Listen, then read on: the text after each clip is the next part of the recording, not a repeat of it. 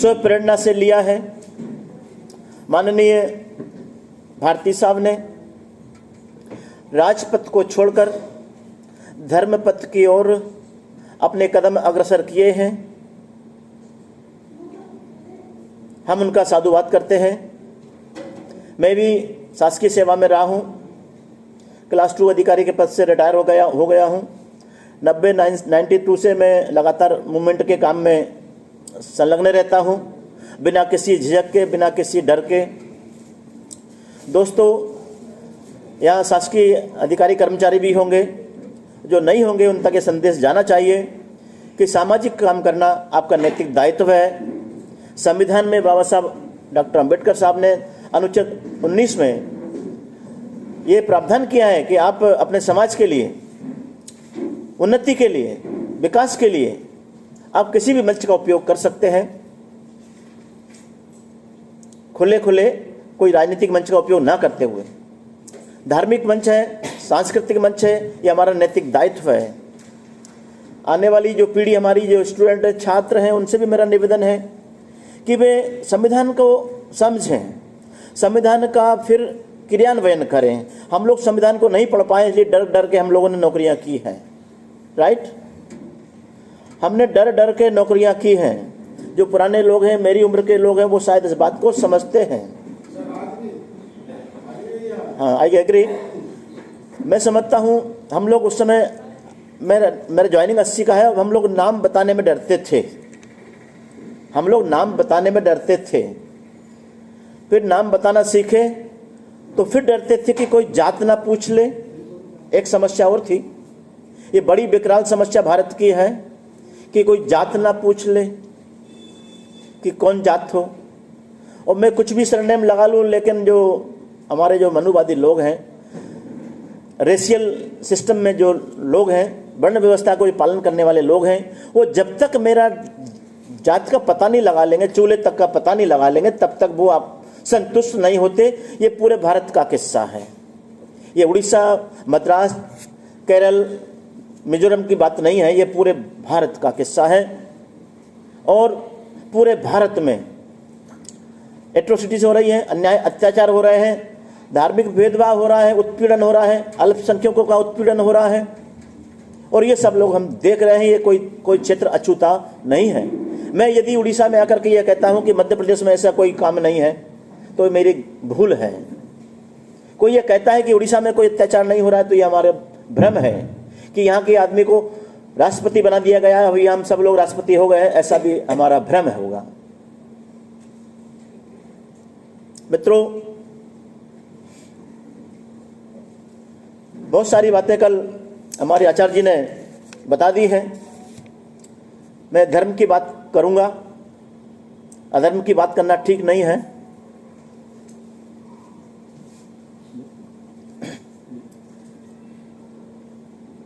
मुझे लिमिटेड समय दिया है, 1 घंटे का। उस समय का मैं सदुपयोग करना चाहता हूं। मैं इशारा करता हूं कि आप इस काम को करेंगे। कल हम 3 दिन से मीटिंग सुन रहे हैं, हमने क्या निष्कर्ष निकाला, हमारी मीटिंग का उद्देश्य क्या था, लक्ष्य क्या है।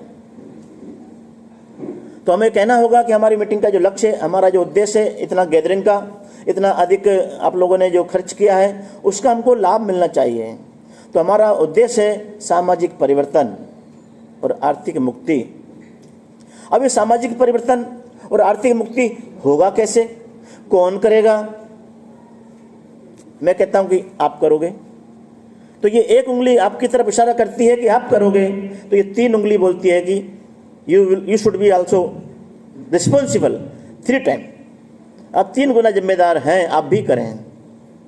ये भाव लेके हम इस काम को शुरू करें कि ये काम मेरे को करना है। जैसे माननीय भारती साहब ने एमएलए और राजनीति का काम छोड़ करके और धर्म का काम किया, हमको उनका अनुसरण करना चाहिए। अब उनकी उम्र भी काफ़ी हो चुकी है और हम लोग सभी उम्र के पड़ाव पर हैं। हमने काफ़ी कुछ जी लिया है, हमने बहुत कुछ जी लिया है, हमने अपने लिए काफ़ी कुछ जी लिया है।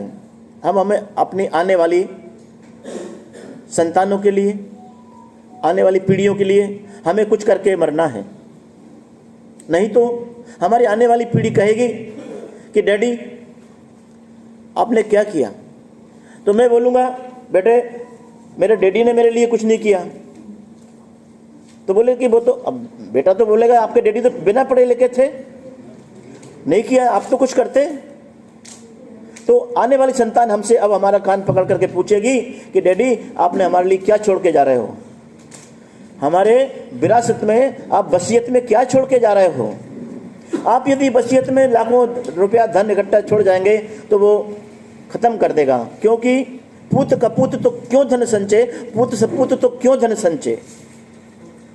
तो बंधुवर, हम लोगों को एक ऐसी चीज, एक ऐसी विरासत, ऐसी संस्कृति छोड़ के जाना है जिसमें हमारी आने वाली पीढ़ियां प्राउड करें, घमंड करें, सम्मान से जी सकें।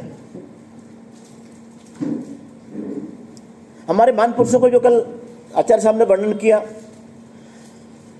फुले साहब का पूरा संघर्ष क्या था? उनका पूरा संघर्ष था सेल्फ रिस्पेक्ट, आत्मसम्मान के लिए आंदोलन। और हमारा जो दुश्मन है उसने हमारे आत्मसम्मान को गिराया हुआ है।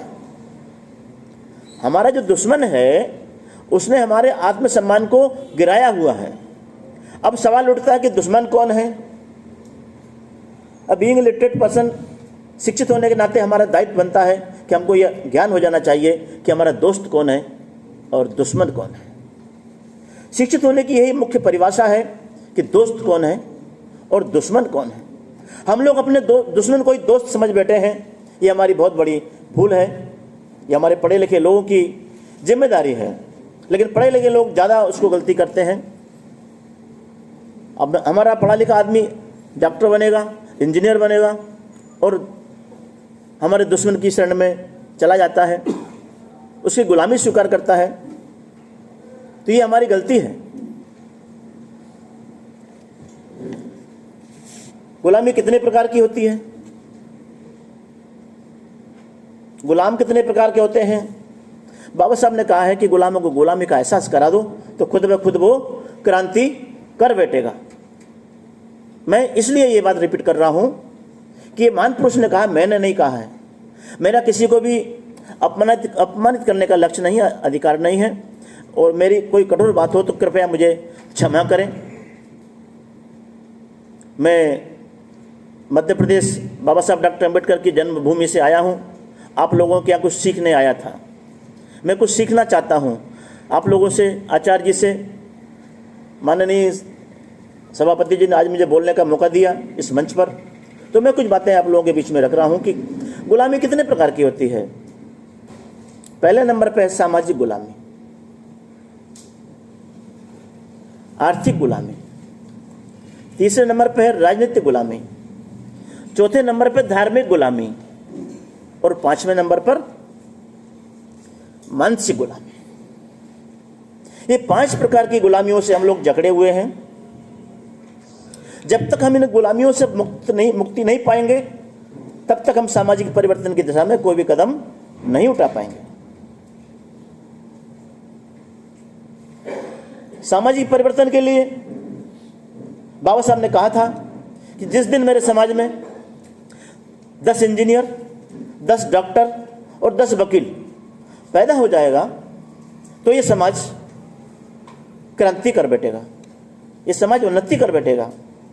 लेकिन दोस्तों, बाबा साहब डॉक्टर अम्बेडकर साहब का वो 18 मार्च 1956 का जो अंतिम भाषण है आगरा का, जहाँ के मान्यवर साहब रहने वाले हैं, भारती साहब, वहाँ के रग रग में, वहाँ के लोगों के दिल में ये बात बैठी हुई है कि बाबा साहब ने बहुत कठोर बात कही थी कि मुझे पढ़े लिखे लोगों ने धोखा दिया है। मुझे पढ़े लिखे लोगों ने धोखा दिया है, इसका मतलब ये नहीं है कि हम गाली समझे इस बात को। बाबा साहब ने हमको चैलेंज किया है, और बाबा साहब ने ये बात अपने मन से क्यों कही थी? बाबा साहब ने जानबूझ के इसलिए किया था, प्रैक्टिकल किया था उन्होंने। बाबा साहब ने अपने पैसे से 16 लोगों को अपने प्रयास से विदेश में पढ़ने भेजा था, अपने जैसा विद्वान बनाने के लिए। और उन पढ़े लिखे लोगों ने गांधी के मूवमेंट को बढ़ाना शुरू कर दिया। कोई राज्यपाल बन गया, कोई मजिस्ट्रेट बन गया, कोई राजदूत बन गया। तो दोस्तों, अब हम जितने लोग हैं, जैसा कि कल आचार्य जी बता रहे थे कि यहाँ कोई डॉक्टर नहीं आएगा मीटिंग सुनने, कोई इंजीनियर नहीं आएगा मीटिंग सुनने, कोई वकील नहीं आएगा मीटिंग सुनने। लेकिन दोस्तों, सभी वर्ग में सभी एक जैसे नहीं होते हैं। कुछ न जिसके मन में थोड़ा बहुत टीस होती है समाज के प्रति, वो चल देता है, उठ देता है। तो मैं सामाजिक परिवर्तन के बारे में बात कर रहा था कि सामाजिक परिवर्तन की आवश्यकता किसको है। हमारे वर्ण व्यवस्था में ब्राह्मण, क्षत्रिय, वैश्य, शूद्र, अभी बोर्ड नहीं लगाया, मैं वैसे ही बता देता हूँ, समय कम है, मैं बोल करके ही एक्सप्लेन करने की कोशिश करूंगा कि ब्राह्मण, क्षत्रिय, वैश्य और शूद्र। तो ये जो व्यवस्था मान्यवर साहब ने, काशीराम साहब ने बताई थी सिस्टम, इस एक पेन के आधार पर उन्होंने पूरा व्यवस्था बता दिया था कि ये जाति है, ये जाति का जो हथियार है ये हमारे लिए घातक है। लेकिन जाति एक दो धारी तलवार है, वो बाबा काशीराम साहब ने इसका उपयोग कर लिया था। इस जाति का उपयोग काशीराम साहब ने कर लिया था। उन्होंने इस जाति के तलवार को खड़ा कर दिया था। अब इधर गिरती है तो मरता है आदमी, और इधर गिरती है तो मरता है आदमी। उनके हथियार से बाबा काशीराम साहब ने वो कांटा निकालने की कोशिश की है, जाति के हथियार से, जाति का कांटा। और उन्होंने नारा दिया था 15 और 85 का। उस समय पॉपुलर हुआ, एक्टिवेट हुए हमारे लोग।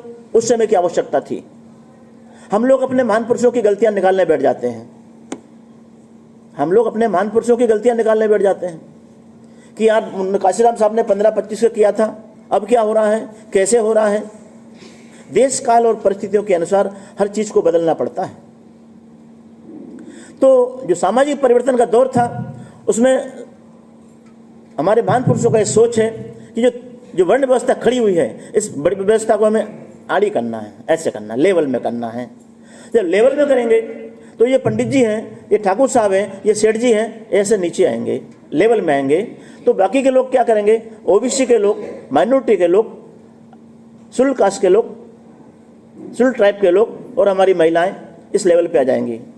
हमारा जो दुश्मन है वो प्रयास करता है समझाने की कि देखो काशीराम ने ये उल्टा कर दिया, ये वैसी चाहता व्यवस्था, ये व्यवस्था उल्टी चाहता काशीराम, ये ब्राह्मणों को नीचे गिराना चाहता है और शूद्रों को ऊपर करना चाहता है। दोस्तों, ऐसा हम डेमोक्रेसी में नहीं कर सकते। डेमोक्रेसी में हमें करना भी, सोचना भी ठीक नहीं है। और ऐसा सोचते तो बाबा साहब अपनी सैकड़ों साल की, 50 साल की गुलामी को, 50 साल के संघर्ष को, वो संविधान बनाते समय उसमें अपना बदला निकाल लेते। वो लिख देते कि ब्राह्मणों को 500 साल तक नहीं पढ़ना है, इनको शिक्षा का अधिकार नहीं दिया जाएगा। ऐसा नहीं था। बाबा साहब चूंकि महान राष्ट्रवादी थे, महान मानवतावादी थे, उन्होंने इसको समता मूलक समाज की स्थापना करने के लिए तथागत गौतम बुद्ध के सिद्धांतों को अपना करके, पंचशील के सिद्धांतों को अपना करके और समतावादी समाज के निर्माण की दिशा में कदम काशीराम साहब ने उठाया। जो सिद्धांत बाबा साहब डॉक्टर अम्बेडकर बना गए थे, उसको इम्प्लीमेंट काशीराम साहब ने किया। इस बात को हमें उनका एहसान मानना चाहिए जिंदगी भर। आज वो हमारे बीच में नहीं है। दोस्तों, कड़वी बातें हैं, आज हमारे बीच में वो नहीं है। हम उनको याद करते हैं, हम उनको वंदना करते हैं, हम अगरबत्ती लगाते हैं। अर्थात बाबा साहब नहीं है। बाबा साहब जब थे तब उनका कोई साथ देने को तैयार नहीं होता था। बाबा साहब अकेले लड़े, महात्मा फूले साहब अकेले लड़े और अपने ही वर्ग के लोग उनको मारने की प्लानिंग करते रहे। ये हर महान पुरुष के साथ में ऐसा हुआ है। लेकिन दोस्तों,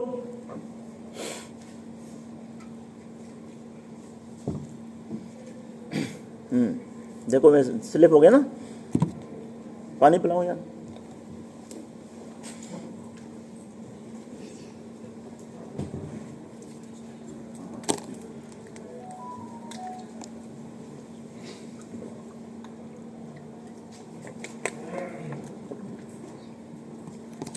हाँ, तो मैं बात कह रहा था कि हमारी मुर्दा लोगों की पूजा करने की आदत पड़ गई है। बात कड़वी है, आई एम वेरी सॉरी। मुर्दा ढोने की आदत पड़ गई है। हमें अब मुर्दा ढोने की आदत छोड़ना होगा। माफी चाहूंगा मंच से भी मैं मुर्दा ढोने की आदत हमें बंद करना पड़ेगा।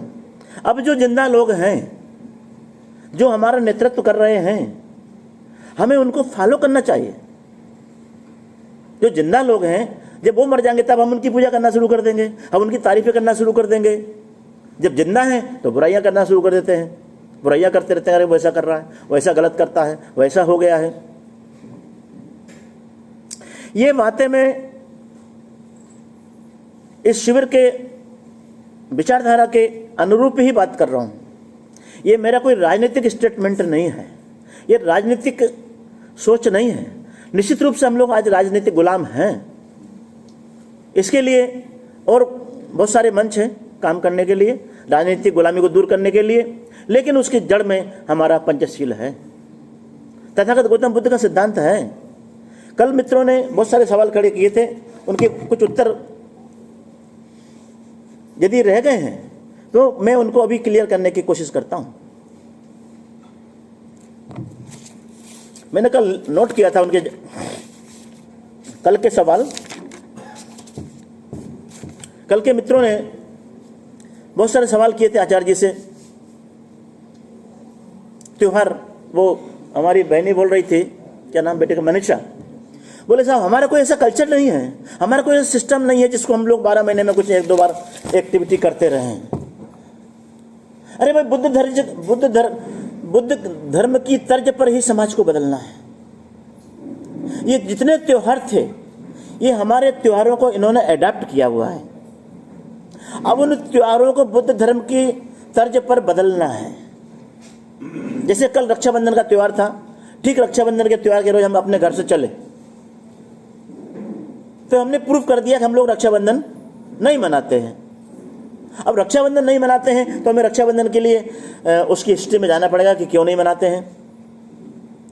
मेरी बहनें पूछती हैं, भैया आप राखी क्यों नहीं बंधवाते हो, क्या आप हमारी रक्षा नहीं करना चाहते हो? मैंने कहा, बाबा साहब डॉक्टर अंबेडकर साहब ने अकेले ने बिना राखी बंधाए हजारों बहन बेटियों की इज्जत की रक्षा की है। वो संविधान में इतना बड़ा ताकत बाबा साहब डॉक्टर अंबेडकर दे चुके हैं कि जिसकी वजह से अब हमको इस राखी बंधाने की आवश्यकता नहीं है। ये राखी हमारे लिए गुलामी का प्रतीक है, ये राखी हमारे लिए बंधन का प्रतीक है। आप लोग जो राखी बंधन करते हैं, हाथ में कलेवा बांधते हैं, और ये जो कल्चर पनपा हुआ है हाथ में धागा बांधने का, उसका मंत्र मालूम है किसी को? येन बद्धो राजा बलि तैन बंदरो, यानी उसका हिंदी में अर्थ यह है कि जिस प्रकार मैंने तुम्हारे राजा को, बलि को बांधा था, काय में बांधा था? 3 वचन में, 3 वचन में उसको बांध करके और उसकी हत्या की थी, उसको पाताल लोक का राजा बना दिया था, और इसके बाद में वो धागा हमने बांधा था। ठीक है, इसलिए हमको रक्षाबंधन नहीं मनाना, क्योंकि वो हमारे राजा बलि को मारने के उत्सव में ये त्योहार मनाते हैं, ताकि इन बहन बेटियों को भी ये याद ना आ जाए कि इनके राजा को हमने मार दिया है। ओके, गलत, सही? मेरी बात से सहमत हैं आप लोग?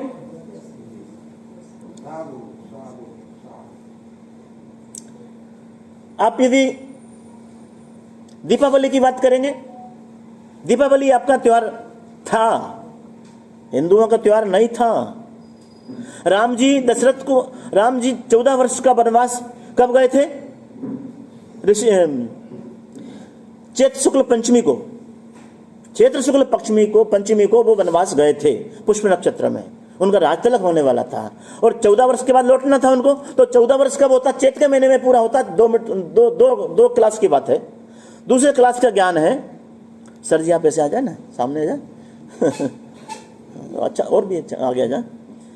तो 14 वर्ष, या तो राम जी 14 वर्ष के पहले आ गए, 14 वर्ष के बाद में, मतलब प्रतिज्ञा उनकी भंग हो गई। वो त्योहार तथागत गौतम बुद्ध जब ज्ञान प्राप्त हुआ था तब कपिल वस्तु पहुंचे थे, और कपिल वस्तु में अमावस्या की रात होने के कारण वहां पर दीप उत्सव मनाया गया था। ये हमारा बौद्धों का त्योहार है। दीपावली के रोज, यानी कि कार्तिक अमावस्या के रोज हमको बुद्ध वंदना करना चाहिए, ये हमारा त्योहार है।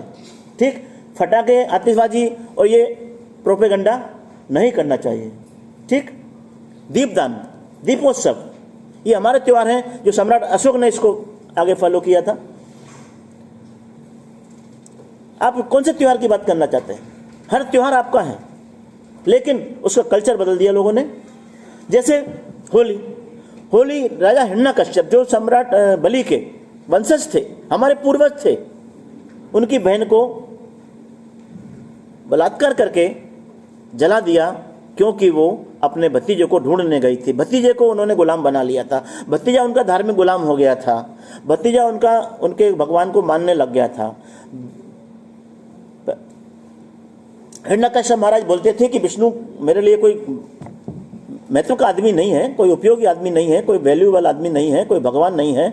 और उन्होंने कहानी बनाई। एक्चुअली फैक्ट ये है कि प्रहलाद को उन्होंने कह दिया कि ये प्रहलाद हमारा भक्त है, और प्रहलाद को उन्होंने मार दिया। प्रहलाद के बहाने उन्होंने अपने बुआ को मार दिया। बुआ को जला करके ये उत्सव मनाते हैं। ये होली का त्यौहार हमको ऐसे नहीं मनाना चाहिए। होली त्यौहार हमारा नहीं है। सम्राट हिरण्यकश्यप ने उन आतताइयों को काला मुंह करके पूरे शहर में घुमाया था, उनको दंडित किया था, और उनके सिर पर लिखा था अबीर। अबीर मतलब कायर। तुम लोगों ने कायरपन का काम किया है, मेरी बहन को अंधेरी रात में अकेले में देख करके जला दिया है, तुम अबीर हो। अब हम लोग उसको अबीर और गुलाल से जोड़ दिया है। अबीर और गुलाल हम उसको सौभाग्य की बात मानने लग गए हैं। हम लोग कभी भी होली नहीं मनाते हैं। हम कभी भी होली नहीं मनाते हैं, नहीं मनाना चाहिए। ये अपना त्योहार, ये हमारे गुलामी के त्योहार हैं। हमारे त्योहार तुम्हारी हार के त्योहार हैं। ये त्यों माने तुम्हारा, हार माने हार। ऐसे सभी त्योहारों के बारे में फिर कभी चर्चा होगी। एक मित्र बोल रहे थे कि हमारे घर के लोग, राहुल बोल रहे थे, कौन बोल रहे थे कि हमारे घर के लोग सहमत नहीं होते बौद्ध धर्म से, हैं? कौन ने बोला था? हाथ ऊंचा करेंगे। हमारे परिवार के नरेश, आपका नाम राहुल बोध है? हाँ, प्रताप। एक मित्र ने बोला था कि मूर्ति की पूजा क्यों कर रहे हो, जब भगवान बुद्ध ने मना किया है। तो आचार्य जी ने पर्याप्त उत्तर दिया था। फिर भी यदि आपके मन में कोई शंका रह गई हो, मैंने कल कहा था कि ये रिप्लेसमेंट है, बुजुर्गों को समझाने के लिए है। मेरे घर में गणेश जी की मूर्ति रखी थी, मेरे घर में देवी की मूर्ति रखी थी, वो पीतल की थी। जिस दिन मुझे ज्ञान प्राप्त हुआ, मैंने उसी दिन उनको पिघला करके बुद्ध की मूर्ति बना करके खाली जगह की जगह भर दिया, खाली स्थान पर बुद्ध को रख दिया। जब कभी भी मेरी माँ भी थी बुजुर्ग, मेरे साथ थी, तो वो जानती थी कि यहाँ देवी देवता हैं, इनको ये करना है वो करना है। उन्होंने देखा कि यहाँ तो आज देवता दूसरे प्रकार के आ गए हैं, दूसरे कोर्स के देवता आ गए हैं, कोर्स बदल गया है। कि भैया ये क्या है? मैंने कि माता जी अब ये कोर्स बदल गया है, अब उन भगवान का काम पूरा हो गया है, अब वो गुजर गए हैं। ये मैं करके देखा हूँ, मेरा जब से आज तक कुछ नहीं बिगड़ा है। मैं लगातार बोल रहा हूँ, मेरे को तुतलाहट पैदा नहीं हुई आज तक। मैं लगातार बोल रहा हूँ, लगातार चल रहा हूँ, लेकिन मैं ठोकर नहीं लगी आज तक। तो घबराने की जरूरत युवा लोगों को नहीं है, बच्चियों को घबराने की जरूरत नहीं है। बराबर सब काम होगा।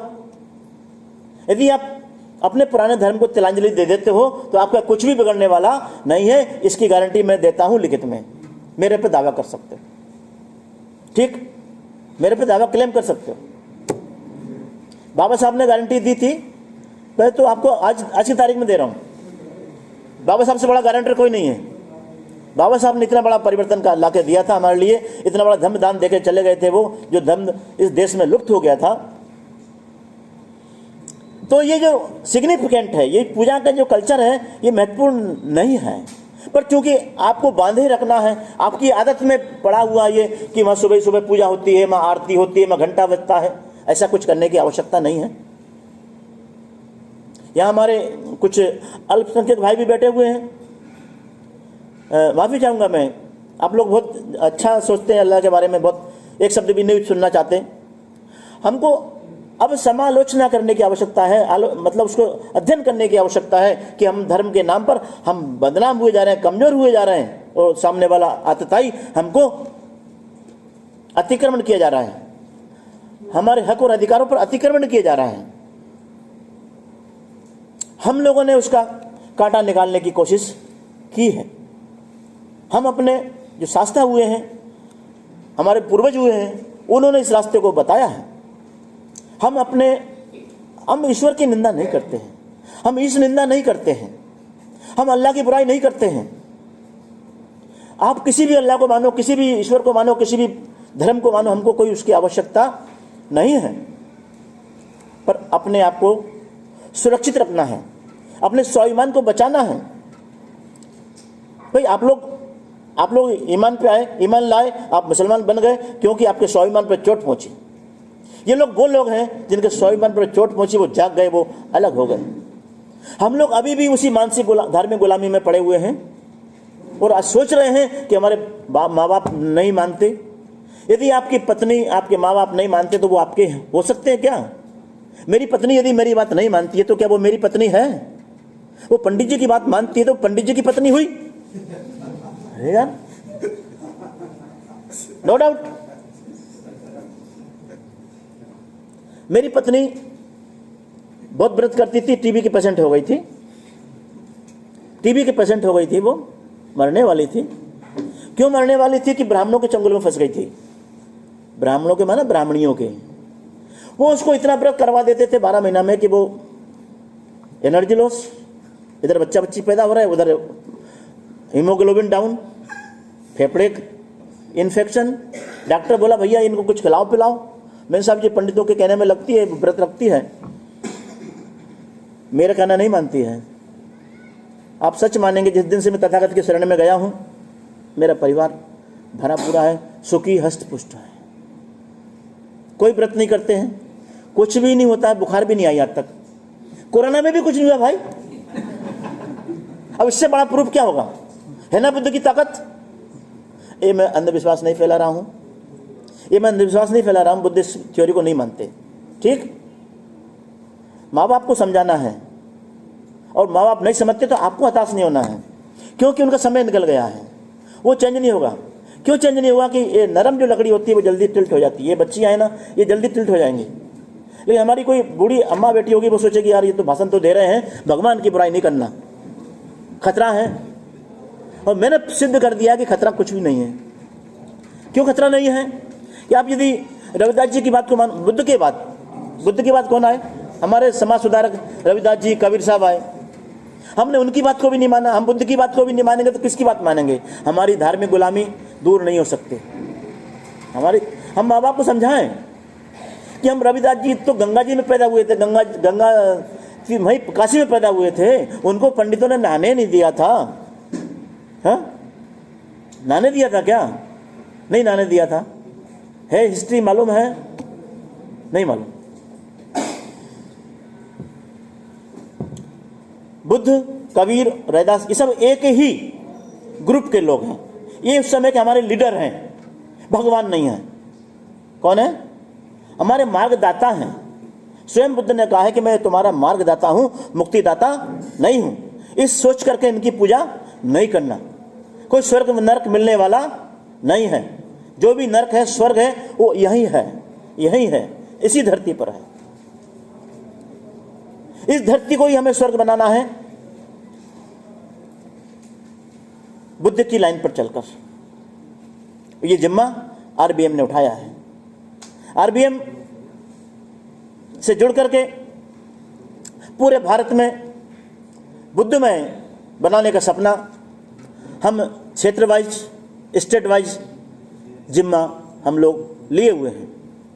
जैसे मुझे अभी मध्य प्रदेश का जिम्मा दिया है, मैं प्रतिज्ञा करता हूं जब तक मैं जीवित हूं, जब तक शरीर में जान है, तब तक मैं बुद्ध धम्म का ही काम करूंगा। इसमें हताश होने की क्या आवश्यकता है? बुद्ध धम्म एक ऐसा पवित्र मार्ग है कि अरे भाई, भगवान बाबा साहब डॉक्टर अम्बेडकर ने संविधान में ही इस धर्म को लागू कर दिया, हम उसको समझ नहीं पा रहे हैं। हमारा जो संविधान है पंचशील पर आधारित है। हमारे राष्ट्रीय चिन्ह धम्मचक्र, राष्ट्रीय प्रतीक 3-4 शेरों का चिन्ह हमारे नोट में, सिक्के में शामिल है। वो आपके नोट के सिक्के में यदि वो राष्ट्रीय चिन्ह नहीं होगा तो आपके गांधी जी भले तुम कितना बड़ा कर दो, उस नोट की कीमत होगी नहीं होगा। क्यों नहीं होगा? कि पंचशील के आधार पर यह बनाया हुआ है। हमारी गड़बड़ क्या है, हमारी भूल क्या है कि सम्राट अशोक यहाँ पैदा हुए, आज सम्राट अशोक की जयंतियाँ नहीं मन रही हैं, सम्राट अशोक को जानते नहीं हैं, सम्राट अशोक के कोर्स में नहीं पढ़ा रहे हैं। क्यों नहीं पढ़ा रहे हैं, क्या कारण है? उस समय हमारे एक वकील ने नेहरू को, गांधी को, पटेल को समझा दिया था कि बुद्ध धर्म की तर्ज पर ही संसद का भवन होना चाहिए, उसके तर्ज पर नोट में, सिक्के में होना चाहिए, उसी का तिरंगे में हमारा धम्मचक्र का स्थान होना चाहिए। एक आदमी ने समझा दिया, और हम इतने लोग होकर के नहीं समझा पा रहे हैं कि ये हमारा राष्ट्र है, ये सम्राट अशोक का अखंड भारत है, हम इसके वारिस हैं, हम इसके वारिस हैं, हम इसके मुखिया हैं। लेकिन आप लोगों की जो गुलामी के जो कारण है वो है अशिक्षा, जिसका मूल मंत्र फूले साहब ने बताया था कि विद्या के बिना मति मारी गई, मति के बिना गति मारी गई, गति के बिना हम लोग दिग्भ्रमित हो गए, और दिग्भ्रमित होने से हम लोग हताश हो गए। हम शूद्र लोग इतना नुकसान किस बात से हुआ? अशिक्षा से। हमको शिक्षा रोक दिया गया। राजा बलि को मारने के बाद में हमारी शिक्षा पर आर्यों ने, विष्णु ने डबल रोल धर के, मतलब ब्राह्मण बन गया, वो डुप्लीकेट आदमी बन गया, डुप्लीकेट लोग हैं। सीता को भी हरण करने ले गया था तो कौन था वो रावण ब्राह्मण बना था। ब्राह्मण माने छलिया का रूप है, उसकी छाया से भी आप लोगों को दूर रहना चाहिए। ठीक, यानी कि बाबा साहब ने जाति का विरोध नहीं किया, लेकिन उसकी विचारधारा का हम लोग अनुनयन कर रहे हैं, इसलिए ब्राह्मणवाद के हम विरोधी हैं। और हम जब तक इसकी लड़ाई नहीं लड़ेंगे, इसको विरोध नहीं करेंगे, जब तक हम लोग गुलाम बने रहेंगे। हमारी धार्मिक गुलामी जाने वाली नहीं है। इसलिए हम कहते हैं कि बौद्ध धर्म ही सबसे उपयोगी हमारे लिए मार्ग है। इस मार्ग को कोई भी चल सकता है। इस मार्ग में मूर्ति पूजा नहीं है। मैं अब हमारे अल्पसंख्यक भाइयों से कहना चाहता हूं कि वो लोग मूर्ति पूजा नहीं करते, हम लोग भी मूर्ति पूजा नहीं करते, हम भी मूर्ति पूजा का खंडन करते हैं। हमारे शास्त्रा ने मना किया कि मेरी मूर्तियां मत बनाना, बुद्ध की मूर्तियां मत बनाना। पर चूंकि समाज जब जकड़ा हुआ था और उसको एक रिप्लेसमेंट की आवश्यकता थी, उसने मूर्तियां बना दी, और सबसे अधिक मूर्तियां संसार में बुद्ध की बिकती है, और बुद्ध ने मना किया सबसे। अब जापान का जब युद्ध हुआ, विश्व युद्ध हुआ, जापान जब गुलाम हुआ, तो जापान में हर घर में एक सोने की मूर्ति होती है। यदि हम मूर्ति के लिए इतना मरते होते जापान, तो देश उनका आजाद नहीं हो पाता। उन्होंने वो 1-2 किलो के सोने की मूर्तियां देश के लिए बेच दी, दान कर दिया। और लोग कहने लगे कि यार तुम कैसे लोग हो, कैसे बौद्ध हो, तुमने अपने भगवान को ही बेच डाला। नहीं, जिस दिन हमारा देश होगा, हमारा देश सुरक्षित होगा, तो ये भगवान हम फिर बना लेंगे। दोस्तों, ये भगवान जितने भी हैं मनुष्य ने बनाए। भगवान ने भगवान नहीं बनाया, भगवान ने मनुष्य ने भगवान बनाया है। हमने जांच कर ली चांद पे जाकर के, हमने मंगल पे जांच कर ली, नो देयर एनी गॉड, वहां कोई मूर्ति नहीं है, कोई भगवान नहीं है। अब सवाल करते हैं लोग, क्यों अटक ये चांद ये क्यों आसमान में झूल रहा है, ये सूरज क्यों झूल रहा है? अज्ञानी लोग हैं हम। हमारे एक बहुत बड़े धर्मगुरु हुए हैं, सम्राट भगवान बुद्ध के शिष्य राहुल सांकृत्यन, उनने तो यहां तक कह दिया है कि ईश्वर अज्ञानता का दूसरा नाम है। ईश्वर अज्ञानता का दूसरा नाम है। अब ईश्वर शब्द पर इतना रिसर्च हुआ है, अभी भी चल रहा है, आदिकाल से चल रहा है। ईश्वर है नहीं, ईश्वर मिलता नहीं है। अब इसको अध्यात्म वाले लोग तो कह देंगे वो तो उसमें है, दिखता नहीं है पापियों को। अरे हमारी तो बात होती है भाई, हमारी तो ईश्वर से बात होती है। फोन नंबर नहीं था पहले, अब होती है बात, हमारे पास नंबर है। हाँ? जब कोई पंडित मुझसे बहस करता है, कहता हूँ भैया मेरी तो बात हो गई भगवान से, अब तुम टेंशन नहीं लो, अब तुम परेशान मत हो, हम मंदिर जा रहे हैं कि नहीं जा रहे हैं।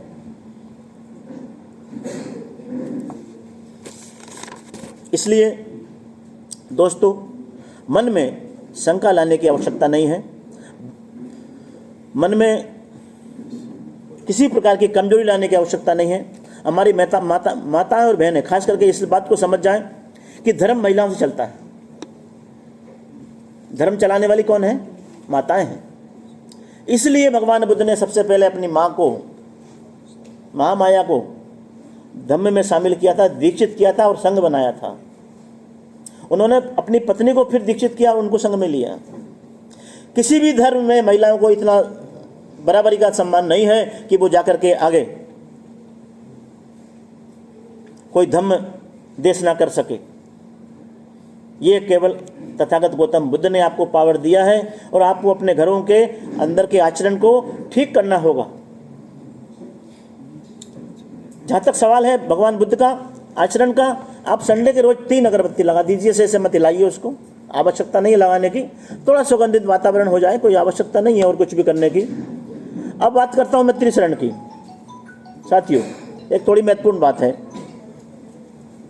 त्रिशरण, एक मित्र ने कहा था तत्व, बुद्ध तत्व क्या है? आप बोल रहे थे तत्व क्या है, बुद्ध तत्व क्या है? भगवान बुद्ध ने 3 सिद्धांत दिए थे, बुद्धम शरणम गच्छामि, धम्मम शरणम गच्छामि और संघम शरणम गच्छामि। लेकिन अब उसकी बारीकियों को समझने के लिए तकनीकी दृष्टि से मैं मेरा अपना ओपिनियन बताता हूं। हम जब 3 बार बोलेंगे, हमारा 3 वचन का बड़ा महत्व रहा है। 3 वचन से ही हमारे राजा बलि को मारा उन लोगों ने। ठीक, मनसा वाचा कर्मणा, मन वचन और कर्म से हमको एक होना चाहिए। उसी प्रकार भगवान बुद्ध ने बुद्धम, धम्मम और शरणम 3 वचन दिए हैं। अब इसको हम जब 3 बार बोलेंगे तो आपका जो मन है, आपका मन है ना, एक केंद्रित होता है, ध्यान मग्न होता है और ये तय करता है कि मैंने 3 बार तो ये बोला भगवान बुद्ध की शरण में जाता हूँ, 3 बार ये बोला, 3 बार धम्म की शरण, अब मैं भूल तो नहीं गया हूँ। सुबह सुबह जब हम इसको ध्यान करते हैं, सुबह सुबह हम जब इसका उच्चारण करते हैं तो हमारा मन केंद्रित होता है, ध्यान केंद्रित होता है कि मैं क्या भूला हूँ, मैं क्या भूला हूँ, मैं सही तो हूँ। मैं अपने जब काम पे जाऊँगा और यदि मैं बोलूँगा कि बुद्धम शरणम गच्छामि, धम्मम शरणम गच्छामि, संगम शरणम गच्छामि, अब कई लोग जो ध्यान स्थिर नहीं होता है वो द्वितीयम्पि संगम शरणम गच्छामि बोल देते हैं, धम्मम भूल जाते हैं। मतलब क्या हुआ, हमारा ध्यान स्थिर नहीं है। तो मन को स्थिर करने के लिए ये इस प्रकार के कुछ तकनीकी फार्मूले हैं। ठीक है, इनका कोई और औचित्य नहीं है कि तुमको आगे पीछे कर दिया तो गड़बड़ हो जाएगा, कुछ अनर्थ हो जाएगा, पाप हो जाएगा, ऐसा नहीं है। पर आपके ध्यान की परीक्षा हो जाएगी कि आप असफल हैं, आपका मन मस्तिष्क अभी राइट वे में नहीं चल रहा है।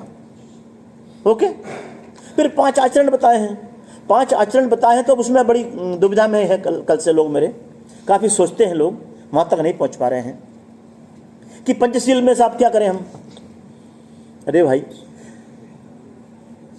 ये सुधार की प्रक्रिया है, बुद्ध धर्म में सुधार की प्रक्रिया है।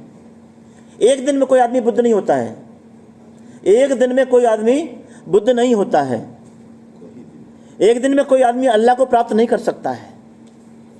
अल्लाह की भी तस्वीर नहीं होती है, अल्लाह को भी किसी ने देखा नहीं है, मान्यता है। ठीक इसी तरह पाणाति पाता बेरमणि शिक्षा, यानी कि मैं गलत काम करने की शिक्षा नहीं लेता हूं, मैं अच्छे काम करने की, 2 प्रकार के पॉजिटिव और नेगेटिव हमारे पंचशील होते हैं। हम लोग नेगेटिव पंचशील पर ध्यान देते हैं, पॉजिटिव पंचशील पर ध्यान नहीं देते हैं। इसके बारे में और कभी जब विवेचना होगी, या मेरे और बड़े विद्वान साथी यहाँ पर हैं, हमारे आदरणीय भारती साहब हैं, मैं काफ़ी बोल चुका हूँ। मैं समझता हूँ कि मुझे अब अपना स्थान ग्रहण करना चाहिए। सभी को पुनः साधुवाद। आयोजक मंडल का बहुत बहुत मैं आभारी हूँ। मैं आपको मध्य प्रदेश में आमंत्रित करता हूँ, आप हमारे मध्य प्रदेश में आइए, जहाँ भगवान बाबा साहब का जन्म हुआ है। वो तीर्थ स्थान है, महू इंदौर के पास है, बहुत देखने लायक जगह है। भगवान बुद्ध के शिष्यों का वहाँ सांची में स्तूप है, भोपाल से 45 किलोमीटर दूर, वहाँ दर्शनीय स्थल है, अंतर्राष्ट्रीय स्थान है वो, वहाँ सभी लोग आकर के देखें। मध्य प्रदेश की धरती पर आपका स्वागत है। नमो बुद्धाय, जय भीम।